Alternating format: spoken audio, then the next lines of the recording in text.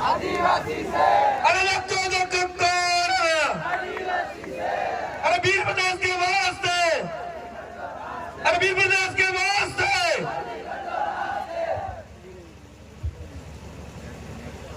सबने जय जोहार। जय जोहार। आज मन्नारी कालकी माता ने जो उनके साथ जो घटना हुई, उस घटना के विरोध में आज यहाँ पर आदिवासी समुदाय, साथ ही एससी और अन्य समुदाय के जिनका जमीर जिंदा है वो यहाँ पर पहुंचे। मैं मेरा वक्तव्य शुरू करूं इससे पहले यहाँ पर जो पंडाल में जो लोग बैठे हैं, जो प्राकृतिक पंडाल है, इन सभी से अनुरोध करना चाहूंगा कि आप तन से तो बैठे हो भी, मन भी यहाँ पर ले आना भी थोड़ी। ये मन इधर इधर कहीं भटक रहा हो, उस मन को भी यहाँ पर ले आना और तन और मन दोनों से बैठना। और मेरे से पहले जितने वक्ताओं ने जो बात रखी है, इन वक्ताओं की जो बात है, अपने सॉफ्टवेयर आज ऊपर वाली जी खोपड़ी दिमाग आना सॉफ्टवेयर में इतनी सेव करी दियो और फिल्टर मारी लियो ने। मेरी जो बात कह रहा हूं इसमें जो अच्छी बातें हैं, इन बातों को भी हमेशा के लिए सेव कर देना। और समय आए, उन समय के अनुरूप इन बातों, ये जो बातें कही गई है, उन बातों के अनुरूप कार्य करें। हम क्या थे, हम क्या थे, कौन थे और क्या हो गए? हम थे कौन, क्या थे और कौन हो गए वर्तमान में, और क्या हो रहा है हमारे साथ? कालकी बाई के न्याय के लिए वो भगवान न्याय देगा, यही कह रहे होंगे हमारे गोविंदा के भाई, आसपास के भाई। क्योंकि कालकी बाई को मारा भी किसने है, जो मीडिया में पड़ा उसके हिसाब से बता रहा हूं मैं। कालकी बाई को भोलेनाथ ने मारा है। यूं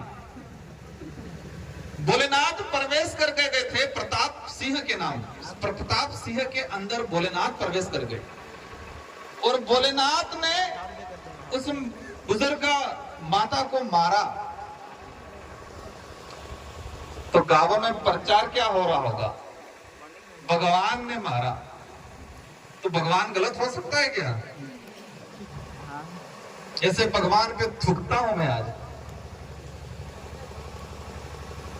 क्या क्या कंडीशन बना रखी है। हम वहां से आए, यहां तक मैं सुन रहा हूं, हर वक्ता बोल रहा हूं, उस वक्ता से पहले जो नारा है वो भी सुन रहा हूं, और मेरे लिए भी वो नारा बोला गया। शेर आया, आदिवासी समाज, ट्राइबल और टाइगर, उन शेरों की स्थिति क्या हो गई है, इस पे एक बात याद आ गई और उस बात को बताना चाहूंगा मैं। इसको गौर से सुनना।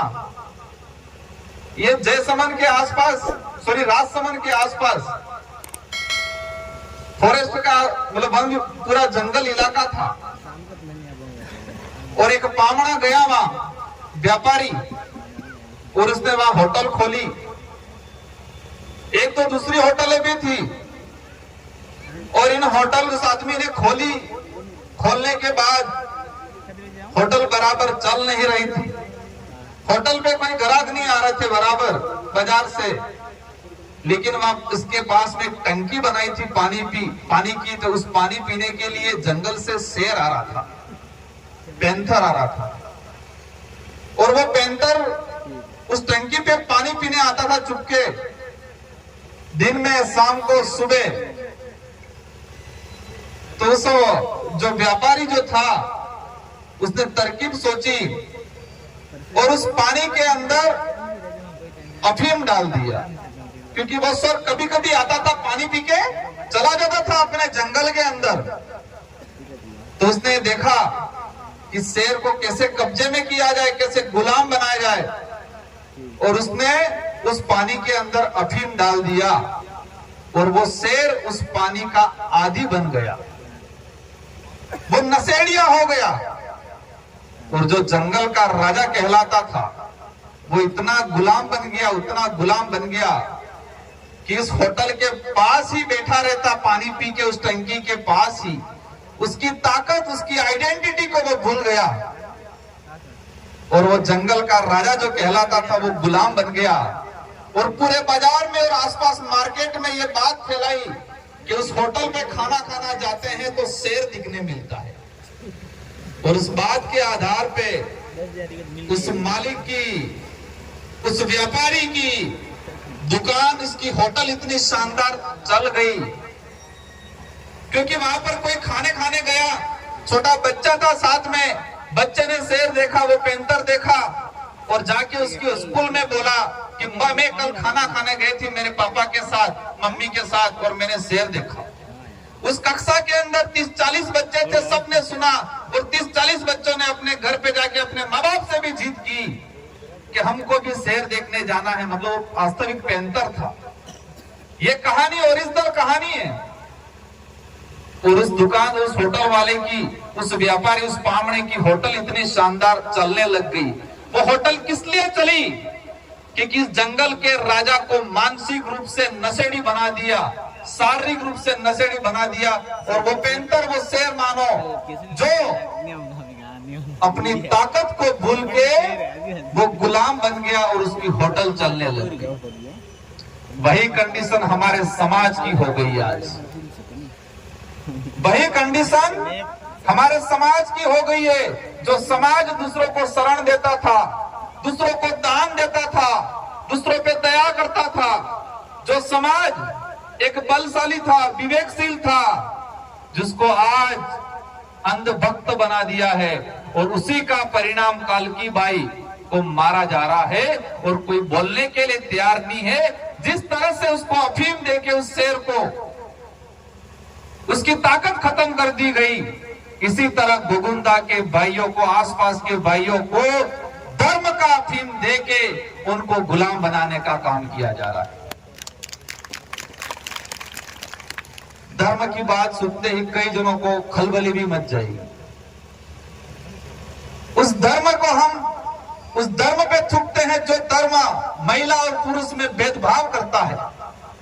उस धर्म पे थूकते हम जो धर्म छुआछूत करवाता है। उस धर्म में जो लिखा हुआ है, अगर शूद्र या आदिवासी कोई मंच, कोई संस्कृत के जो श्लोक है अगर वो सुन लेता है तो उसके कान के अंदर शीशा डाल देना चाहिए। उस जिस धर्म में ये लिखा है उस धर्म पे हम थूकते हैं। जिस धर्म में वर्ण व्यवस्था है उस व्यक्ति को वर्ण व्यवस्था में बांध दिया गया है। और आदिवासी, दलित, हालांकि आदिवासी तो इस वर्ण व्यवस्था में नहीं आते हैं, लेकिन एससी वाले जबरदस्ती घुसे तो वो जाने। क्या स्थिति बना रखी है। मैं जो बोलना चाह रहा था, बातें बहुत सारी सोच रखी थी, लेकिन यहाँ का जो मैंने सुना, आज हमारे वक्ताओं की जो बात सुनी, कैसे लड़नी है लड़ाई हमको। आज एकत्रित हो गए, हम सब ने भाषण दे दिया, आपने सुन दिया, आपने तालियां बजा दी, नारे लगा लिए और घर पे चले जाएंगे। कैसे न्याय लेंगे हम भूल जाएंगे। हम तो कहेंगे 2 रुपए किलो गेहूं मड़े फिर उसे अभी छोटी छोटी थैलियां मिल रही है, तो और क्या चाहिए। उस थैली के अंदर जाके देखेंगे मिर्ची आई कि नहीं आई, हल्दी है कि नहीं है, तेल आया कि नहीं आया, देखते कि नहीं देखते। अभी सरकार दे रही है, सरकार हमको दे रही है। सरकार के, राज्य सरकार की स्कीम है कि फूड पैकेट वितरण किए जाएंगे। हमारा ध्यान तो वहां जाएगा और लाइन में खड़े रहेंगे 2-2 घंटे तक, और घर पे हमारी खेती पशु खा जाएंगे, वहां घास उग गई है, वहां कीड़े खा जाएंगे, वो फसल नहीं देखेंगे हम। लेकिन 2-2 घंटे उस लाइन में खड़े रहेंगे और घर वहां से आते वक्त उस थैली में चेक करेंगे कि मार हो मर लो, मारते धनिया पाउडर नहीं हम जो। मैं भी सरकार का समर्थक हूं, सरकार को समर्थन दे रखा है, लेकिन सरकार की ऐसी स्कीम जो इस देश की गरीब जनता को आत्मनिर्भर नहीं बनाती है, उसको गुलाम बनाती है, उसको परजीवी बनाती है, ऐसी योजनाओं का मैं विरोधी हूं। जो सरकार की योजना इस देश की आम जनता को आत्मनिर्भर नहीं बनाकर परजीवी बनाती है, उसको मानसिक गुलाम बनाती है, उसको और गरीब बनाती है, ऐसी योजना का मैं विरोधी हूं। क्योंकि ये आने वाले समय में इतना घातक हो जाएगा कि हमें करना क्या है, लड़ना क्या है और लड़ना किससे है और किस तरीके से लड़ना है वो भूल जाएंगे। और इस बात पे किस्सा सुनाना चाहूंगा। आपके नजदीक में ही ये माउंट आबू और अंबाजी जो गब्बर वाला जो किला है, अरे किला क्या, वो गब्बर वाला वो पहाड़ है, उसके आसपास आपने बंदर देखे होंगे। माउंट आबू में भी एक दो बार गया हूं, गब्बर की तरफ भी गया हूं। तो आप जब हम गए थे और इसके बाद जो यात्री जाते हैं तो सारे के सारे बंदर उस रोड पे रहते हैं। एक ऐसा जानवर, इतना फुर्तीला जानवर कि इस पेड़ से कूद के उस पेड़ पे जा सकता है। जंगल में मनचाही चीज जो फल फ्रूट मिला है, कोई भी उसको खा के जिंदा रह सकता है, शानदार जीवन यापन कर सकता है। इतना ताकतवर जानवर, इतना फुर्तीला जानवर उस सड़क पे बैठा रहता है। और जो भी यात्री आते हैं, गाड़ी आती है, दौड़ के जाता है और दौड़ के जाने के बाद तुरंत ये करता है, कोई थैली देता है, थैली पे पड़ जाता है।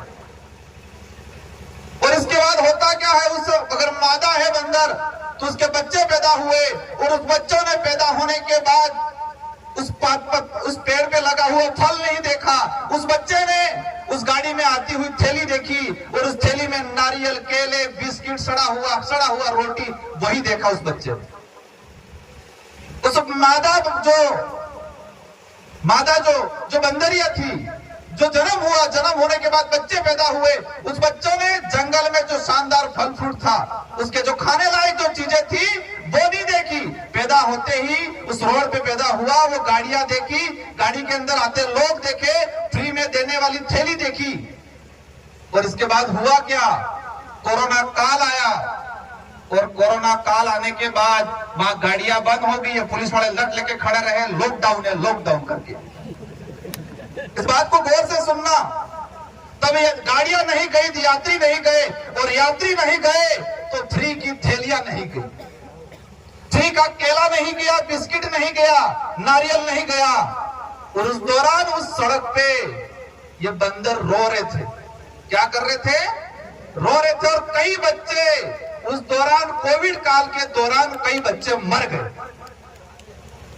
पास में जंगल था, जंगल में पेड़ थे, उस पेड़ों पे फल फ्रूट थे, बहुत सारी चीजें खाने लायक थी, लेकिन वो तो उसकी ताकत भूल गया था, उसकी पहचान भूल गया था। और लास्ट में कोरोना काल में उस रोड पे कई बंदर के बच्चे मर गए थे। और वही कंडीशन इस देश की आम जनता की, आदिवासी समाज की हो रही है। हम हमारी ताकत भूल रहे हैं, फ्री की योजनाओं पे ध्यान जा रहा है, हम हमारे खेत भूल रहे हैं, हम फ्री की योजनाओं पे ज्यादा ध्यान जा रहा है। और आने वाले समय में कंडीशन हमारी उसकी तरह हो जाएगी। आप समझ रहे होंगे, इतना तो विवेक होगा कि मैं कहना क्या जा रहा हूं। एक ताकतवर जानवर, मैंने दो उदाहरण बताए, उस शेर का उदाहरण बताया, एक माउंट आबू, अंबाजी, और ये दोनों ओरिजिनल घटना है, दोनों ओरिजिनल घटना है। अब यही कंडीशन हमारे समाज की हो रही है, तो फिर शेर का क्या होगा? वो अफीम खा के पड़ा रहा था वहां, अपने राजा तो क्या गुलाम बन गया था। यही कंडीशन हमारे कांग्रेस बीजेपी के अंदर घुसे हुए लोगों की हुई है। तो वो कैसे कालकी बाई के लिए आवाज उठाएगा? जमीन हड़प रहा है वहां, कैसे आवाज उठाएगा वो? और हम सब मिलके पुलिस वालों को बहुत गालियां देते कि नहीं देते? बेचारे पुलिस वाले क्या करें? मैंने क्या बोला? बेचारे। इनके लिए भी एक शानदार बात बता दूंगा।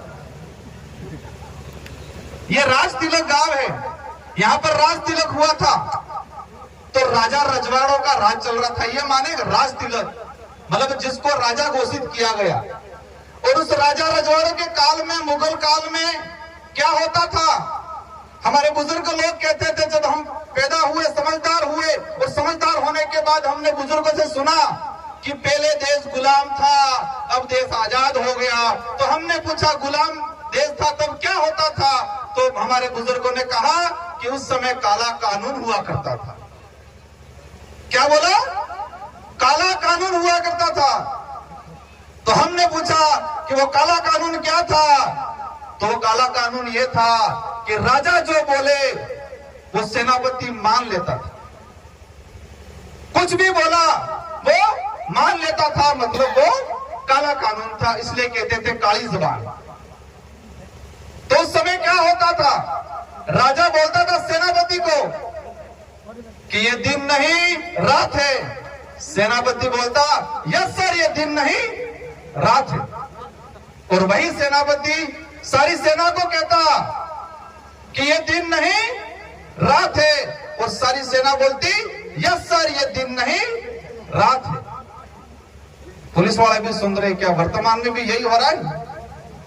वर्तमान में भी राजा रजवाड़ों का राज चला गया, लेकिन वो आदत है, वो सोच और वो आदेश नहीं बदला है। ऊपर से कह देता है अधिकारी कि कालकी बाई के मामले में एक जने को ही गिरफ्तार करना है, और यस सर एक जने को ही गिरफ्तार करेंगे, ये बोला होगा उस अधिकारी ने। और उस अधिकारी ने इन सिपाहियों को कहा होगा कि जाओ एक जने को गिरफ्तार करके लाओ। उस सिपाही को पता है कि कालकी बाई के मारने में सहयोग में 2-3 लोग और थे, लेकिन उस सिपाही की हिम्मत नहीं होती है कि साहब ऐसा नहीं ऐसा है। वो सिपाही क्या बोलता है? यस सर अभी आदेश की पालना हो। राजा रजवाड़ों का राज चला गया, मुगलों का राज चला गया, लेकिन वो तरीका नहीं गया है। अब हमें पहचानना है कि इस लोकतंत्र के अंदर राजा बन के कौन बैठा है? ये लोकतांत्रिक देश है। हमारे पूर्वजों से हमने सुना कि पहले राजा रजवाड़ों का, मुगलों का राज था, और उस दौरान काला कानून चलता था। तो हमने आजादी प्राप्त कर ली। इस आजाद भारत के अंदर लोकतांत्रिक राज है, जनता का राज है। तो इस लोकतांत्रिक राज के अंदर, लोकतांत्रिक व्यवस्था में राजा बन के कौन बैठा है? उन राजाओं को बनाने में भी आपने ही सहयोग किया। लोकतंत्र की चाबी, इस देश को लोकतांत्रिक देश माना गया है। लोकतंत्र की चाबी है वो वोट है, और वो वोट की ताकत तो हम भूल गए, इस वोट की कीमत भूल गए। और हमने तो जिन्हें खादो इन्हें गाजू, जिसका खाया उसका गाया। वोटिंग के एक दिन पहले पहुआ आ गया, बाजू की साड़ियां आ गई, अभी थैलियां आ गई, थैली में हल्दी नमक दलिया आ गया, और कहेंगे हमें तो जिनो खांगा है नो गांगा, जिसका खाएंगे उसका गाएंगे, और फिर हम वोट दे देंगे, और फिर वो बाजा बन जाएगा। अब आज से ठान के जाना है, इस लोकतंत्र के अंदर जो राजा बन के बैठा हुआ है, जो आपका यहाँ का विधायक हो या सांसद हो, उसको एहसास कराना है 2023 के अंदर कि ये राजतंत्र नहीं लोकतंत्र है। क्या एहसास कराना है? ये राजतंत्र नहीं लोकतंत्र है, ये एहसास कराना है। कराओगे कि नहीं कराओगे? कराएंगे। क्या आज सुन जाओगे, मेरे साथ सेल्फी खींच लोगे, कांति भाई के साथ सेल्फी खींच लोगे, घर पे चले जाओगे, स्टोरी चढ़ा दोगे, और चुनाव के दौरान पुटली मिल जाएगी हम पी के, और फिर हम 5 साल के लिए न्याय मांगेंगे। हमें दूसरों को गालियां देने से पहले, हमने दूसरों समाज या दूसरे नेताओं को गालियां देने से पहले हमें हमारी कमजोरी क्या है, हम क्या कर रहे हैं, उसको समझना पड़ेगा। और उस बात पे मैं आता हूं, मैं सुन के थक गया, राजपूत ऐसे किए, राजपूत ऐसे किए, ये है क्या भला? हम इतिहास पढ़ते हैं, और इतिहास में राणा प्रताप को महाराणा कहलाया। हम इतिहास में ये सुनते हैं कि भारत देश के अंदर एकमात्र राजपूत रजवाड़ा ऐसा था जिन्होंने अकबर की अधीनता स्वीकार नहीं की, और उसका नाम आता है महाराणा प्रताप, और इसीलिए उनको राणा प्रताप से महाराणा कहा गया। तो राणा प्रताप से महाराणा बनाने का काम किसने किया? भीलों ने किया। उस इतिहास में जाना चाहूंगा। महाराणा प्रताप के भाई थे जगमाल और शक्ति सिंह। महाराणा प्रताप का भाई, कोई भी आदमी महान होता है, कोई भी आदमी लड़ाई जीतता है तो परिवार और गांव वाले तो और उसके समाज वाले तो साथ में होने चाहिए ना। महाराणा प्रताप के भाई थे शक्ति सिंह और जगमाल, और वो दोनों कहां थे महाराणा प्रताप की लड़ाई में? हल्दी घाटी का जो युद्ध हुआ उस दौरान जगमाल और शक्ति सिंह दोनों कहां थे? जिस आदमी को हमने शरण दी, ताकत दी, और ताकत देने के बाद राणा प्रताप से महाराणा कहलवाया, वो भीलों की सेना साथ में थी, राणा पूजा की सेना साथ में थी। और आज मैं तो मानता हूं जो राजपूत इस भीलों के लोगों पे अगर अत्याचार करता है तो वो महाराणा प्रताप का खून या उनके पर उस कुटुंब का खून नहीं हो सकता है, क्योंकि उस दौरान राणा प्रताप को महाराणा कहलवाया। और राणा प्रताप के भाई शक्ति सिंह और जगमाल दोनों अकबर के साथ थे, और उनके मान सिंह जो आमेर का राजा था उसके साथ महाराणा प्रताप से लड़ने कौन आया था? अकबर आया था, मान सिंह आया था। और मान सिंह की सेना से लड़ा कौन था? यहाँ के भील लड़े थे। इसके अलावा कई साथी, कई समाज के लोग भी थे, और जिस व्यक्ति के साथ उसका परिवार नहीं था और उस व्यक्ति को महान बनाया जिन भीलों ने, और इन भीलों पे आज अत्याचार होता है। मीडिया कितनी शानदार है, गोदी मीडिया। वास्तविक घटना अभी मुझे पता चला कि वो बुजुर्ग महिला चप्पल पहन के जा रही थी, और उस प्रताप नाम के तुच्छ व्यक्ति ने कहा, तुम महारानी बन गई है क्या? मेरे से यहां चप्पल पहन के जा रही है। क्या बोला? तुम महारानी बन गई है क्या? चप्पल पहन के जा रही है। और उस बात पे इस महिला को बुरी तरह से मारा गया। उस बात को लेके यहां पर बुरी तरह से मारा गया। तो हमें क्या करना चाहिए? ये लड़ाई अभी गोफन लेके नहीं लड़ी जाएगी। गोफन हमारी कल्चर से जुड़ा हुआ, तीर कमान भी नहीं चलाने। ये लड़ाई शिक्षा से लड़ी जाएगी। आज से ठान लो, सबको शिक्षित होना है, सही गलत को समझना है, और गोगुंदा से हर दूसरे घर तीसरे घर वकील तैयार करना है। हम यहाँ के एक सीआई है, सुना है मैंने, 9 अगस्त की परमिशन दी। उस परमिशन में क्या लिखा? आदिवासी समुदाय मर्यादा में कार्यक्रम करें। बहुत आदेश देखे मैंने, बहुत परमिशन देखा मैंने, लेकिन किसी परमिशन में आज तक ये बात नहीं थी। क्या लिखा है कि ये लोग आदिवासी समुदाय मर्यादा में कार्यक्रम करें। इस मर्यादा की परिभाषा क्या है? क्या अमर्यादित लोग हैं ये? उस सीआई ने परमिशन दी है, शायद उस लेटर को लिखा है किसी ने कि आदिवासी समुदाय मर्यादा में कार्यक्रम करे। जो अमर्यादित समाज हो, अमर्यादित लोग हो, उसके लिए लिखा जाता है। और किसी आदेश में हम समझते हैं नियम कायदों के अनुरूप कार्यक्रम करें, समझ में आता है, लेकिन मर्यादा में काम कार्यक्रम करें। और मैं आके साथी को कहता हूं, व्यवस्थित ड्राफ्टिंग बनाओ, उस आधार पे एट्रोसिटी का मुकदमा दर्ज करवाओ उनके भी। क्योंकि जिस समाज को आपने मर्यादा में काम करें ये लिख के दिया है, तो क्या वो समाज अमर्यादित है? जिसकी वजह से आप मुझ तान रहे हो, उन पे आज तुम अत्याचार कर रहे हो। और मैं दोबारा कहता हूं कि जो ये हरकतें कर रहे हैं वो राणा पूजा, राणा महाराणा प्रताप के वंशज नहीं हो सकते हैं। एक दूसरा घटनाक्रम हुआ हमारे तरपाल गांव में। इसके बाद ये जितेंद्र मेघवाल, इंद्र मेघवाल, हमारे एससी के साथी आए हुए हैं यहाँ। देश के अंदर अभी यूसीसी समान नागरिक संहिता